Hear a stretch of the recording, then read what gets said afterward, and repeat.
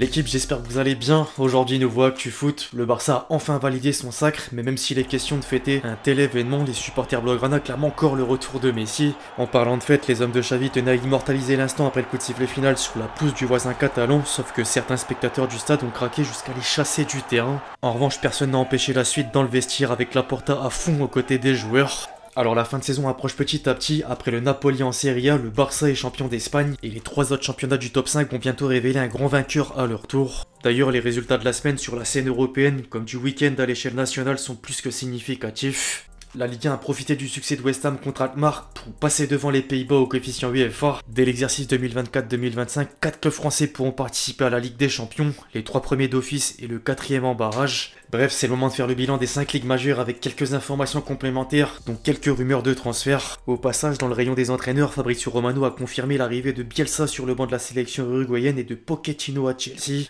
Il y aura ensuite la question autour de l'avenir de Christophe Galtier au Paris Saint-Germain. Foot Mercato stipule toujours que Nasser El-Khelaifi a Thiago Motta et Mourinho en ligne de mire. Le Special One aurait même un plan pour remettre le club de la capitale sur le droit chemin avec Amrabat dans ses valises. J'ai envie de dire affaire à suivre. Les amis, n'oubliez pas de lâcher votre meilleur j'aime sous la vidéo pour soutenir la chaîne. Je sais que certains n'y pensent pas toujours et c'est tellement important pour le référencement. J'aimerais par la même occasion qu'on essaye d'atteindre le cap des 3000 likes sur l'épisode. Merci à tous ceux qui contribueront comme d'habitude.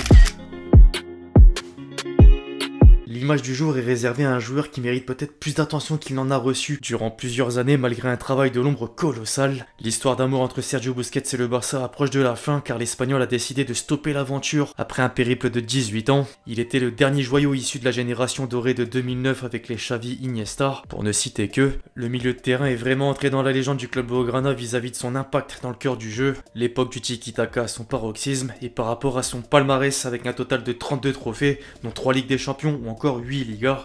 Un certain Messi n'a pas manqué de lui rendre hommage sur les réseaux sociaux. Je cite: « Sur le terrain, toujours avec le numéro 5, mais en réalité, en tant que joueur et en tant que personne, tu es un numéro 10. Respect, y a rien à dire de plus. »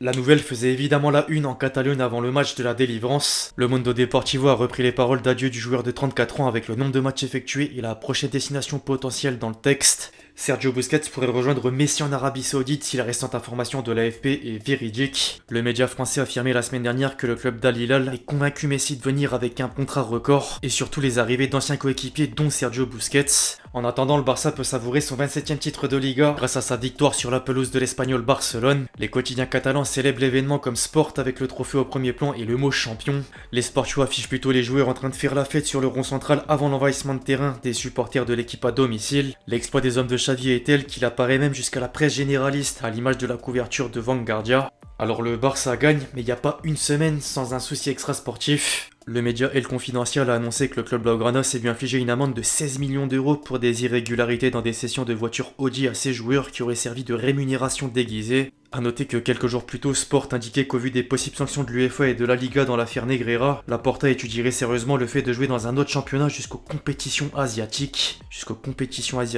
Effectivement. Je rappelle que Ceferin menace d'exclure le Barça des compétitions européennes. Bref, en parallèle, le Real Madrid bataille avec l'Atlético pour la 2e place du championnat. La Maison Blanche s'est imposée sur le plus petit des scores contre Etafé et profite du faux pas du voisin battu par la lanterne rouge Elche pour lui passer devant au classement. As a néanmoins dédié une première page à la sortie sur blessure de Camavinga, même s'il y a plus de peur que de mal pour reprendre les propos d'Ancelotti, tandis que Marca est concentré sur la seconde opposition face à Manchester City en Ligue des Champions. Après le Barça et ses problèmes extrasportifs, le Real Madrid remet le feuilleton Mbappé sur la table. Du moins, le Télégraphe estime que le club merengue compte amorcer une nouvelle ère de galactique lors du prochain mercato. Le journal anglais explique que Florentino Pérez souhaite recruter Bellingham dans l'entrejeu et le français en attaque. Les négociations sont entamées avec le premier, pendant que le second serait dans les tuyaux avec l'objectif de faire pression sur le PSG afin de l'enrôler à 1 an de son contrat. En parlant du PSG, les amis, Paris avance à grands pas vers son 11e sacre. Le club de la capitale s'est régalé en réception d'Ajaccio avec une manita et il y a de moins en moins de suspense pour le titre. Par contre, derrière, la Ligue 1 imite la Liga. Lille a tenu Monaco en échec et Lens, comme Marseille, peuvent prétendre à la place de dauphin. Le Racing est même déjà assuré de finir sur le podium pour retrouver la Ligue des Champions. La presse régionale constate que c'est historique. Les 100 sont parvenus à renverser Reims en infériorité numérique pendant les 3 quarts de la rencontre dans un Bollaert en ébullition. Le 10 de cœur était récompensé par les journalistes de l'équipe avec la présence de 3 Lensois dans le 11 type de la 35e journée. Mention spéciale à Fofana pour un but de la victoire d'anthologie. L'OM reste néanmoins toujours au contact grâce au succès contre le dernier Angers. A noter que deux clubs français s'ajoutent au SCO pour la descente en Ligue 2. Troyes et Ajaccio ont malheureusement scellé leur sort avant l'heure, tandis que Nantes est toujours 17ème à 1 point d'OCR, premier non relégable. Un mot au passage sur Lyon qui s'est incliné sur la pelouse de Clermont. Le départ de Jean-Michel Aulas à la présidence du club lyonnais est acté. Or, John Textor doit trouver 130 millions d'euros avant le passage devant la DNCG. C'est pas une petite somme, même si la vente de l'OL féminin et de Malo Gusto pourrait aider à renflouer les caisses. Du côté de l'Allemagne, désormais la course en tête de la Bundesliga tient toutes ses promesses. Le Bayern et Dortmund sont toujours au coude à coude après 2 victoires étincelantes. Les Bavarois ont corrigé Schalke 6-0 pour conserver leur fauteuil, alors que les jaunes et noirs ont écrasé Gladbach grâce en partie à un doublé de Sébastien Haller. Au passage, Leipzig est venu se positionner sur la première marche du podium aux dépens de l'Union Berlin. La formation Red Bull, menée 1-0 à la 87e minute par le Werder Bremen, a renversé la vapeur et un certain Nkunku s'est illustré avec 2 passes décisives. Depuis son retour de blessure, il enchaîne les bonnes prestations.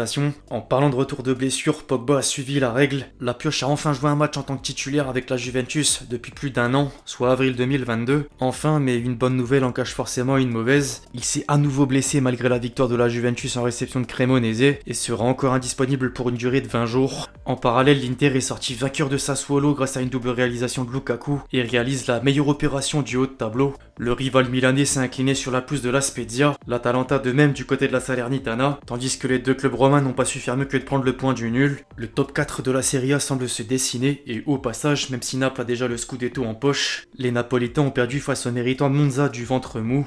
Enfin, il reste la Première Ligue, et les amis, j'ai envie de dire, ce qui devait arriver arriva. Brighton a humilié Arsenal et les Gunners laissent filer le titre à Manchester City. Les tabloïds anglais sont désormais unanimes, le club londonien n'a plus d'espoir et il pense que c'est fini. Seule une victoire des Citizens sur les 3 derniers matchs leur permettrait de valider le sacre. A noter que le club mancunien a imité Brighton et n'a pas tremblé en infligeant le 1-2 et 3-0 à Everton. Un certain Gundogan s'est encore démarqué et a marqué à 2 reprises. Il envoie les siens vers le Graal alors que les Gunners sont éteints. A noter que Newcastle s'est fait tenir en échec et permet à Manchester United de revenir à égalité de points sur le podium. En parlant de Manchester United, le fameux rachat des Red Devils tournerait en la faveur de Radcliffe. Ineos arrive sur les dernières discussions avec la famille Glazers pour prendre une partie du club, et je rappelle que les Qataris voulaient plutôt racheter l'intégralité. Il y aura sûrement pas mal d'investissements lors du prochain mercato. Second poteau, Pavard.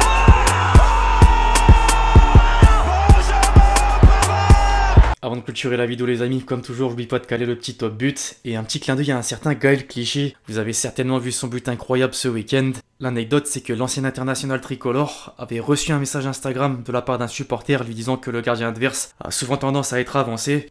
Il a bien retenu ça. Belle avance à la deuxième place. Attention le lob de Clichy. Il fait dit qui est passé au travers. Reste qui peut faire centrer, Gundogan, c'est acrobatique. Regardez Capuzzo, but encore, il est parti, la frappe.